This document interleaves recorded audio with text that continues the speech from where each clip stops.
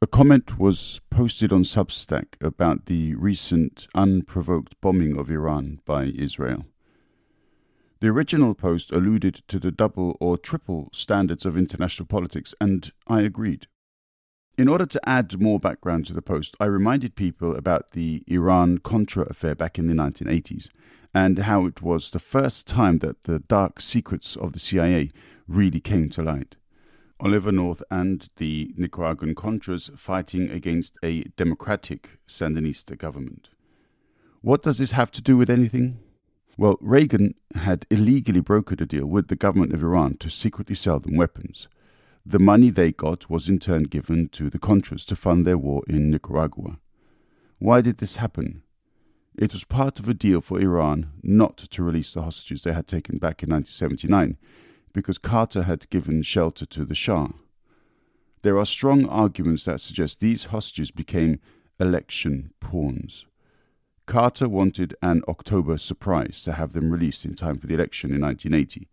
Reagan wanted to release them himself, but much later. An article has been linked in the podcast notes. When Walter told me that he had been in Nicaragua at the time, I was dumbstruck because the thought simply hadn't occurred to me that I would speak with anyone remotely involved. Walter is not a spy and was not involved in any of the covert operations directly or deliberately. He was simply a man doing his job quite publicly and openly. In doing that job, he literally prepared the ground for others to manipulate. In this episode, Walter touches on topics such as the war on drugs and mass incarceration. And this is where the murkiness of foreign policy meets the brutal institutionalized racism of domestic affairs. In the future talk with Walter, we get into these points as well as some interesting personal background. Thank you, Walter, for reaching out and talking with me. This is Two and a Mic. Rise up and be curious.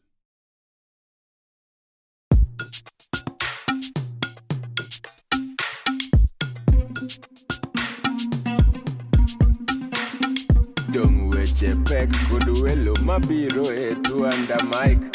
Dung parodit kod jok mawuoye Two and a Mic. Seche tin sud buta wawinji e Two and a Mic. Wola wachokre wabed piny bi wawinje ero chako Dung omit ndi Two and a Mic podcast makende. I'm joined by Walter. Hi, Walter. How's it going? Going good, Zach. How are you? Good, thank you. Good. Before we jump into the topic that we've decided to talk about today, it's just quickly to let people know that we basically met online in a Substack discussion about what's going on in Iran today. And I wrote a post to which you responded, and your perspective on that post was so interesting that it kind of forced me, as it were, to ask you if you'd like to come and talk about it. And here you are. So thank you very much, first of all, for coming to talk to me. Yeah, thanks for having me. Yeah. So the discussion point at which we're going to start is in the early 80s, you were given a task. Do you want to talk about what that was and how it all came about? Yeah. I was in the early 80s, I was 25, working for John Deere, the big agricultural company. And my first work assignment was territory management of Central America. So I was based out of Costa Rica, and we ended up bidding on a project in Nicaragua for forestry equipment. And so at that point, we had difficulty trying to determine the source of the funding, how we would get paid. So we investigated that a little bit and finally got a good payment method set up through the Central American Development Bank. And we won the deal, and we ended up supplying, maybe close to $1 million worth of forestry equipment to the government of Nicaragua and their Department of Forestry. The Cooperación Forestal del Pueblo, which is the Forestry Corporation of the People. And so we won that and started delivering this equipment. My main task was to train the John Deere mechanics and the Sandinista mechanics on how to operate the equipment and maintain it, and how it all worked. The hydraulics, engines, powertrains. I taught them how all this equipment was working. So that brought me to Nicaragua a lot. The first time I showed up at the airport, at the airport, they had a big banner up, and it was in Spanish, but it in English it said, "We will crush the heads of the imperialists like a reptile." I go, okay, interesting. I'm not real sure I'm welcome here, but here I am. So I was the only guy that looked like me in Nicaragua at that time, other than some Russians were down there quite a bit, and but our John Deere dealership, the owner of that dealership was basically he was on the side of Somoza, so he wasn't around much. I was the actual location where the dealership was right across the street from La Prensa. And all these buildings were riddled with bullet holes from the actual Sandinista war against Somoza. So, yeah, do you want to talk about that a little? Because I mean, it's a bit like there's a kind of a civil war occurs, and then you turn up. So, but that's a bit too simplistic. Do you want to talk a bit about the situation in the country at the time, and how you felt going in there while you were there? I love going up to Nicaragua. I mean, even though it's kind of unwelcoming, very, very interesting people. The mechanics I was teaching, they were poor. I don't know what they were getting paid, but they're a great group of people. They really enjoyed learning about the equipment that we were supplying, and I stayed at a pretty decent hotel, and that's where I kind of ran into some Russians and stuff that were there. But it was a great place to visit, great culture. I would end up, flying out to on a government plane to some of the worksite landing places. I didn't actually go to where they were cutting down trees, but I kind of figured that the reason they weren't taking me to where the trees were getting cut is because they're building secret runways. So, I didn't, I never really kind of figured that out until later. But yeah, I would make trips out to check on the equipment, make sure that the equipment was being maintained correctly. And at one point, I actually went out really close to where the fighting was going on, and where the Contras were up by Honduras and trying to make it. I never really saw any fighting, heard any gunfire or anything like that, but I knew it was going on. But yeah, just to give a bit of background, then, so Nicaragua has for a long time been a part of the USA's foreign policy in South America, and there's a history that goes all the way back to 1894 when there was a month-long occupation of the Bluefields. So it would be incorrect for people to think that this was just a sort of short-term affair around the time of the struggles. In fact, perhaps people can even say that USA played a very active role within the struggles because they were propping up the Somoza family beforehand. The Somoza family came into a lot of criticism at the time of and before, but in particular the 1972 earthquake, where just mishandled the relief effort, and the rebel group at the time known as the Sandinistas gained huge support from the Nicaraguans, and basically that's where they came about. The Sandinistas being a left-wing socialist group supported by Cuba and the USSR. So obviously, even though they were supported and I believe democratically elected by the people, they were perhaps a bit of a threat to the American interests in South America. Yeah, absolutely. And, the interesting part that I learned when I was down there was the Sandinistas weren't really a fighting faction. There was a different leader in the southern part of Nicaragua.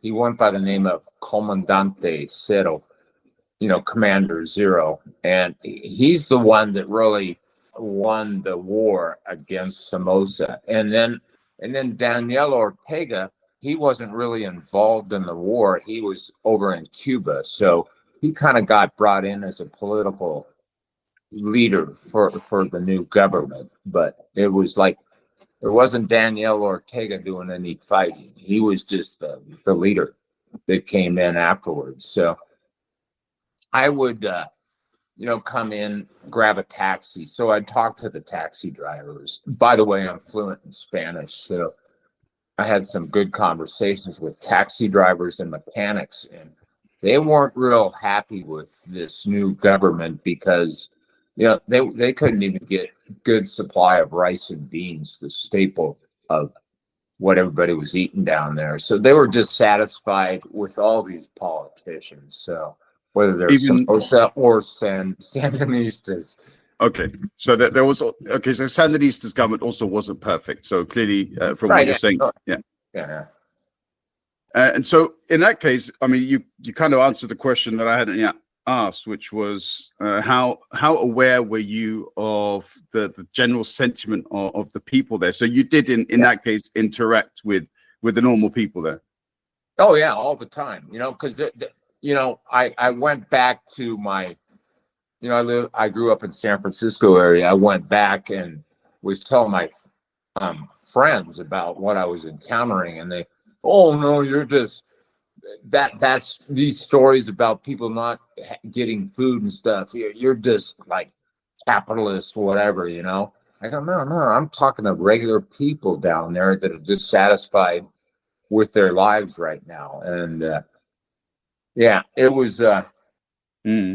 I don't know what else to say about that, but okay, just on a completely different note.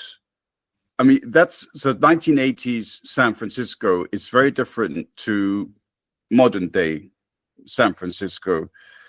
From what I recall of sort of not just the movies, but the imagery that comes out of San Francisco in those days, it was quite a lively, quite a thriving town. But today there seems to be a huge issue with homelessness and so on. Was it like that as well when you were there in the 1980s? Was it not so bad? I wasn't living there in the 80s. I was living there in the 60s and 70s, and we had the Black Panthers over in Oakland, the Berkeley anti-war protests. I was in high school at that point. Yeah, we were doing. We were very supportive of stopping the Vietnam War. So, okay, and that would that also include a general support of the civil rights movement? Also? Oh yeah. I mean, I ended up going to a high school where I volunteered to go to a black high school. So, I was heavily involved in as a teenager, trying to better integrate. Schools. So okay, that's an interesting side discussion. Maybe one day we can talk about that as well. If cool. Okay, brilliant. Well, I'll make a note of that, and then we'll come back to talk about that at a future date. Okay, cool. So we've established then that you were there, you were conducting the work that you were contracted to do for your American company. You were aware of the political situation at the time, and as you said, you kind of intimated that you weren't really aware exactly of what the task was, only what your small part within that general project may have been.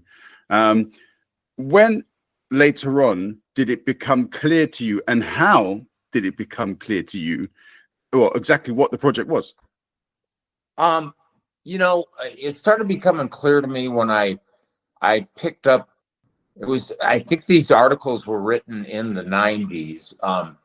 San Jose Mercury News, their investigative journalist, Gary Webb, he wrote this series called The Dark Alliance. And it was making connections between Ronald Reagan, Ollie North, and the CIA and their involvement in Nicaragua, running drugs to be able to basically start the mass incarceration of Black people in America. So prior to this operation of running drugs, the amount of Blacks in prison was proportional to every overall. But all of a sudden, like they filled up the prisons with Black people, and it was, if you know anything about like cocaine and crack, cocaine is more of a white person's drug, and it's a misdemeanor to have cocaine.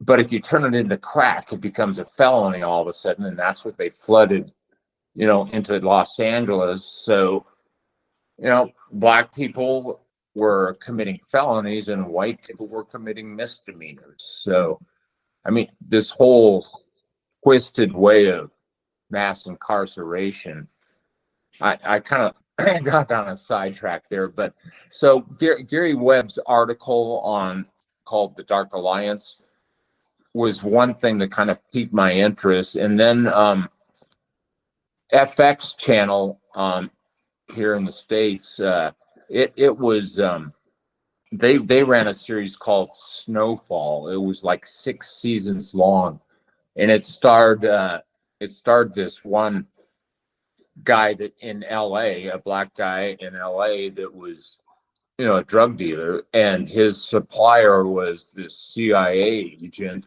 that was bringing up cocaine from the drug cartels. So that was interesting. And another thing that kind of confirmed that maybe this forestry operation was more of a building runways to allow a stopover point between Colombia and the United States. And Tom Cruise had a 2017 movie entitled American Made. So he was a pilot in this movie, smuggling drugs, going through Nicaragua.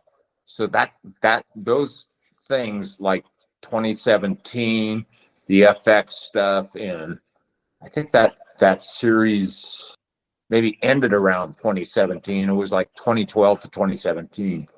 But those two things kind of opened up my eyes that, maybe I wasn't just doing a forestry operation, that I was supporting the building of runways to allow the smuggling of cocaine into the United States.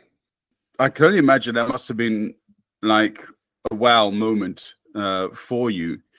Do you want to talk a bit about how this is relevant to the Iran issue? Because maybe a lot of people, they may have heard Iran-Contra, but they can't quite put the two together. Do you want to talk a little bit about that? The common thread is the CIA and what the CIA does around the world.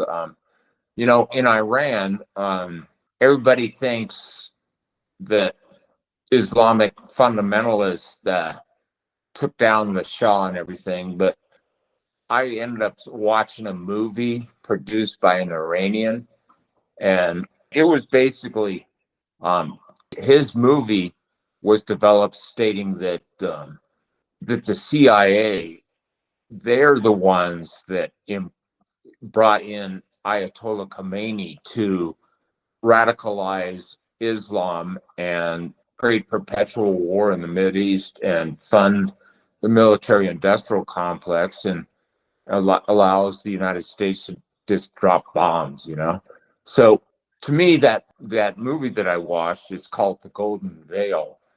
It's not a highly produced movie, but if you're interested in the CIA and what they did in Iran, Google the Golden Veil. I think it might be a YouTube video now, but it's very interesting to see that perspective that, this Islamic fundamentalist stuff that's going on is really just a reason to build more bombs, more aircraft, and kill people. So so that's how I got into the, when you stated stuff on Iran, I think I may have said something about that.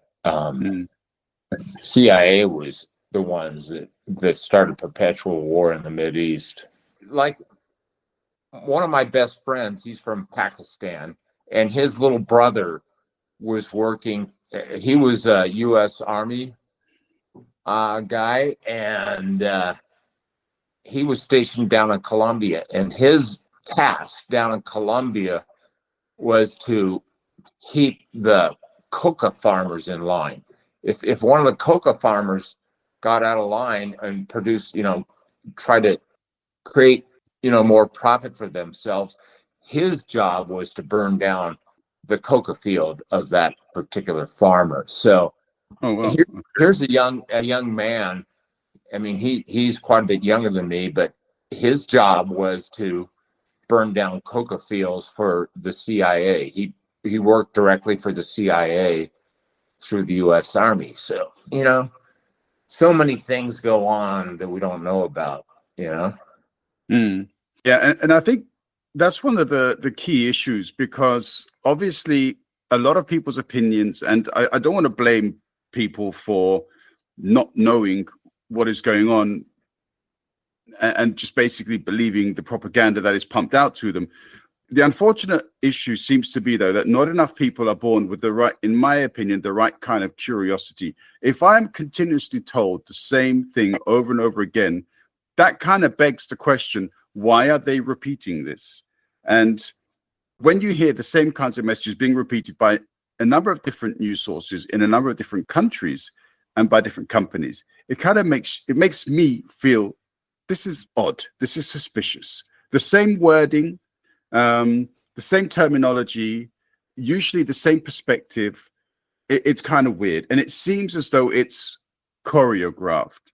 And as we know, through NATO, through the Five Eyes, and so on, there are lots of these different organizations that do kind of communicate, and at the same time, they have their tendrils into the biggest media organizations.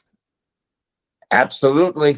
I mean, I remember this one time I saw a YouTube video. It showed a local newscast, and I can't remember the topic, but so they showed a local newscast, and then they went and they showed another local newscast from a different area that said the exact same thing at the exact same cadence. And then at the end of the video, they were showing like hundreds of the exact same newscasts. They're getting their feeds from just one source. Which definitely makes you kind of question, okay, then in that case, what kind of objectivity are we really being given here? Yeah, and unfortunately, it's so many people have become so reliant upon this mainstream media, even in the information age of the internet. They still, unfortunately, just do not want to, look for news from further afield. But that's the situation. Yeah. Okay. One more question for you then, on this particular topic. When you look at currently what's happening in Iran, or in the Middle East, if you wish, and you consider it the US involvement, how much of the reasons that we are being communicated, and I mean the official reasons, how much of those official reasons do you think hold water? I take official reasons with a grain of salt. I mean, they're telling a story. So I tend to like to look at, all right, there's a story. What's the other side of the story, And as far as Iran's concerned, I realize is Iranian, and her family is over in Iran right now, and so they're at risk.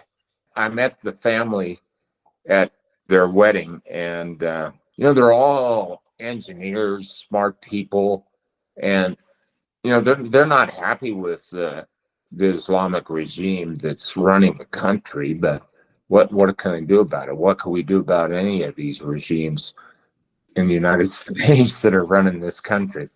I don't know. Indeed, yeah. What can we do with our own regimes, our democratic regimes, as you put it? Interesting question. Okay, in that case, because your answer was so quick and on point, what about just one last point? And it's a bit off topic, but you talk about regime. Outside of the USA, we've been getting lots and lots of clips of ICE arrests, these masked police marauders. Where you are now, what's the general feeling? Is there indeed a general feeling? Do you think this is essentially the modern version or the US version of the Gestapo, or do you think these people are actually conducting an important constitutional role? It's like the Gestapo rounding up people, but I live here in northern Colorado, pretty tranquil up here, but people are still getting out on the streets. No kings. We had 10,000 people up here. Oh, wow. These ICE raids and the Trump regime. So, people are politically active up here, more left leaning. And here I am. Cool. Fantastic. Brilliant. Walter, what can I say? Thank you very much. Based on some of the things that you mentioned, then I do look forward to a second conversation at least. But again, I thank you for your time, and I thank you for sharing your experiences. Yeah, thanks. Thank you, Zach. It was great talking with you. And it's hard to find. I have a few Twitter friends that we discuss certain things, but it's hard to be able to just go out in public and have beers and start talking about this stuff. But you did great forum you got. I look forward to looking at this podcast at some point. Brilliant. It's been a pleasure. All the best to you. Thank you, sir.